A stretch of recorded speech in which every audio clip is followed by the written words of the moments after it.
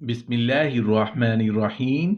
अस्सलामु अलैकुम वरहमतुल्लाहि वबरकातुहू। नहमदुहु व नुसल्ली अला रसूलिहिल करीम। अम्मा बाद। जुड़वां बच्चे किस घर में पैदा होते हैं? जुड़वां बच्चे क्यों पैदा होते हैं? हज़रत अली करमल्लाहु वजहुल करीम का फरमान सुन लें।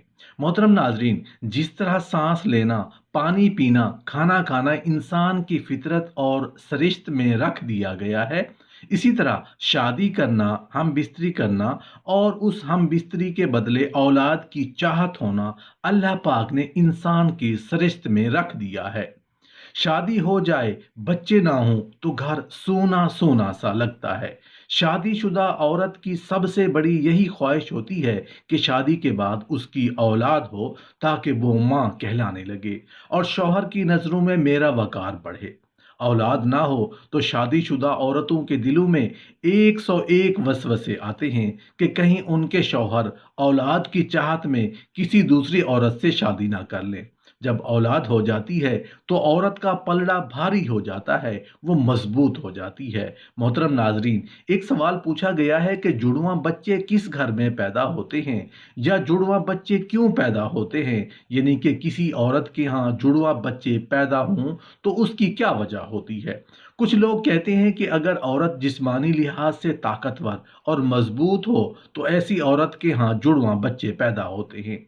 जबकि कुछ लोग कहते हैं कि अगर मर्द जिस्मानी लिहाज से मजबूत और ताकतवर हो तो उस मर्द के यहाँ जुड़वां बच्चे पैदा हो जाते हैं। ये बात कहाँ तक दुरुस्त है और कहाँ तक गलत है, इसकी तफसील भी आपके साथ शेयर करेंगे। मोहतरम नाजरीन, हम आपको हज़रत अली करमल्लाहु वजहुल करीम के हवाले से बताने वाले हैं कि हज़रत अली करमल्लाहु वजहुल करीम इस बारे में क्या फरमाते हैं कि किसी औरत के यहाँ जुड़वां बच्चे कब और क्यों पैदा होते हैं। मोहतरम नाजरीन, हम आपको ये भी बताने वाले हैं कि मेडिकल साइंस क्या कहती है कि किस औरत के यहाँ जुड़वां बच्चे पैदा होते हैं। मोहतरम नाजरीन, औलाद अल्लाह ताला की बेशुमार नेमतों में से एक अजीम नेमत है, और अगर किसी के घर जुड़वां बच्चों की पैदाइश हो जाए तो उस इंसान की खुशी दुगनी चौगुनी हो जाती है। अक्सर शादीशुदा मर्द और औरत जुड़वां बच्चों की पैदाइश के ख्वाहिशमंद होते हैं। जुड़वां बच्चों की पैदाइश को लेकर हमारे मुआशरे में ना तो जाने कितनी बातें बनी हुई हैं।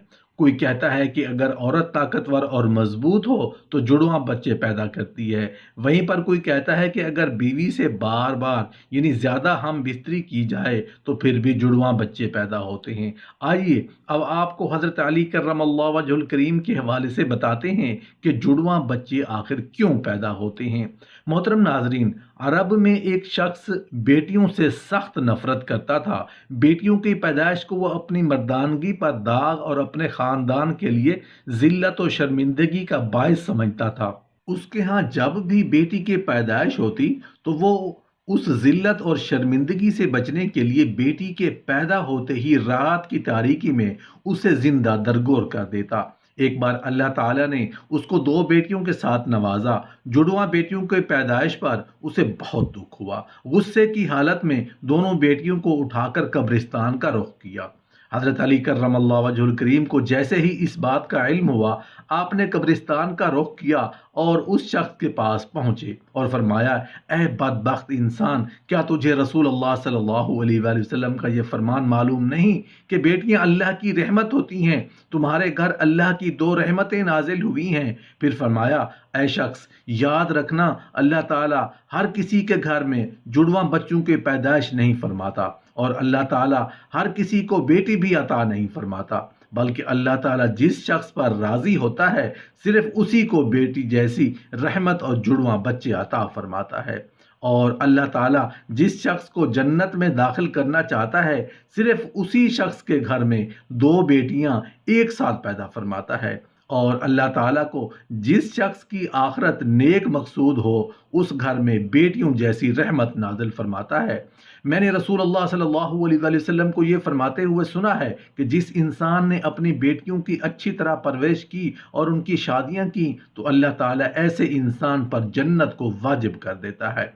ऐ शख्स, याद रखना, रसूल अल्लाह सल्लल्लाहु अलैहि वसल्लम ने फरमाया है कि बेटे नेमत बनकर नाजिल होते हैं और बेटियां रहमत बनकर नाजिल होती हैं। آپ رضی اللہ عنہ کی باتیں سن کر اس ظالم کو رحم آ گیا۔ وہ فوراً آپ کے قدموں میں گرا اور زاروں قطار رونے لگا اور عرض کیا، یا علی مجھے معاف کر دیں اور اللہ تعالیٰ سے میرے ان گناہوں کی بخشش کی دعا کریں۔ حضرت علی کرم اللہ وجہ الکریم نے فرمایا، جاؤ ان بچیوں کو ان کی ماں کے حوالے کرو اور پھر میرے پاس مسجد میں آ جاؤ۔ یہ کہہ کر حضرت علی کرم اللہ وجہ الکریم مسجد کی جانب چل دیے۔ وہ شخص دوبارہ آپ رضی اللہ عنہ کی خدمت میں پہنچا اور عرض کیا، یا علی جب ایک عورت حاملہ ہو جائے تو ہمیں یہ کیسے پتا چلتا ہے کہ اس عورت کے حمل سے لڑکا پیدا ہوگا یا لڑکی، یا جڑواں بچے پیدا ہوں گے؟ تو حضرت علی کرم اللہ وجہ الکریم نے فرمایا، اے شخص اس بات کو اللہ تعالیٰ کے سوا کوئی نہیں جانتا، کیونکہ غیب کا علم صرف اور صرف اللہ تعالیٰ کے پاس ہے۔ اے شخص اگر کوئی غیب کی علم کا دعویٰ کرے تو وہ جھوٹا اور مشرک ہے، اور اس کا ٹھکانہ جہنم کی بھڑکتی ہوئی آگ ہے۔ اس کے بعد آپ رضی اللہ تعالی عنہ نے فرمایا، میں تمہیں ایک نشانی بتاتا ہوں جس سے تمہیں پتہ لگا سکتے ہو کہ اس عورت کے ہاں لڑکا پیدا ہوگا یا لڑکی، یا پھر جڑواں بچے پیدا ہوں گے۔ اے شخص یاد رکھنا، جب کوئی مرد اپنی عورت کے قریب جائے اور اس سے ہم بستری کرنے لگے تو وہ دیکھ لے کہ اگر مرد کی منی عورت کی منی پر غالب آ جائے تو سمجھ لینا کہ عورت کے اس حمل سے لڑکا پیدا ہوگا، اور اگر عورت کی منی مرد کی منی پر غالب آ جائے تو لڑکی پیدا ہوگی، اور اگر مرد اور عورت دونوں کی منی ایک دوسرے کے سامنے آ جائے تو جڑواں بچے پیدا ہوں گے۔ اے شخص اللہ تعالیٰ نے اس پوری کائنات کے اندر 80,000 مخلوقات کو پیدا فرمایا، اس میں سے 20,000 مخلوقات صرف وہ ہیں جو صرف پانی میں رہتی ہیں، یعنی دریاؤں اور سمندروں میں۔ اے شخص یاد رکھنا، اللہ تعالیٰ نے تمام مخلوقات کو جوڑوں کی شکل میں پیدا کیا، یعنی نر اور مادہ کو پیدا فرمایا، اور دونوں جوڑوں میں اولاد کی محبت ڈال دی ہے تاکہ قیامت تک ان کی نسل باقی رہے۔ اور دوسری مخلوقات میں سے ایک مخلوق اللہ تعالیٰ نے ایسی بنائی جو اس زمین پر رہتی ہے، جو کہ انسان ہے، اور اللہ تعالیٰ نے انسانوں کے اندر بھی نر اور مادہ کو پیدا فرمایا ہے۔ محترم ناظرین، اس پوری کائنات میں صرف اور صرف اللہ تعالیٰ کی ذات ہے، جس کا نہ تو کوئی باپ ہے، نہ ہی جس کی کوئی اولاد ہے، اور اس کا کوئی ہمسر نہیں۔ کائنات کی تمام مخلوقات کا صرف وہی خالق اور رازق ہے۔ اللہ تعالیٰ فرماتا ہے، غیب کا علم صرف میرے پاس ہے، یعنی میں ہی جانتا ہوں کہ عورت کے پیٹ میں ہونے والا بچہ لڑکا ہے یا لڑکی، اور میں جسے چاہوں بیٹا عطا کرتا ہوں اور جسے چاہوں بیٹی عطا کرتا ہوں، اور جسے چاہے جڑواں بچی عطا کرتا ہوں، اور جس کو چاہوں اولاد جیسی نعمت سے محروم رکھتا ہوں، یعنی کہ بانجھ بنا دیتا ہوں۔ مسجد میں موجود تمام لوگ یہ منظر دیکھ رہے تھے، اور اتنے میں ایک شخص کھڑا ہوا اور عرض کر دی، یا امیر المومنین میرا بچہ اکثر بیمار رہتا ہے، ہر وقت روتا رہتا ہے، بہت علاج کروایا مگر کوئی فائدہ نہیں ہوا، آپ ہی بتائیں کہ میں آخر کیا کروں؟ تو حضرت علی کرم اللہ وجہ الکریم نے فرمایا کہ اے شخص تم اپنی بیوی سے کہو ہر روز اس کے ماتھے پر ہاتھ رکھ کر ایک بار سورہ فاتحہ کا دم کرے، کیونکہ میں نے رسول اللہ صلی اللہ علیہ وآلہ وسلم سے سنا ہے کہ سورہ فاتحہ میں ہر بیماری کا علاج ہے۔ پھر فرمایا اگر تم مردے پر 70 بار سورہ فاتحہ دم کرو اور وہ کھڑا ہو جائے تو تعجب نہیں کرنا، کیونکہ یہ اس صورت میں اسم اعظم ہے۔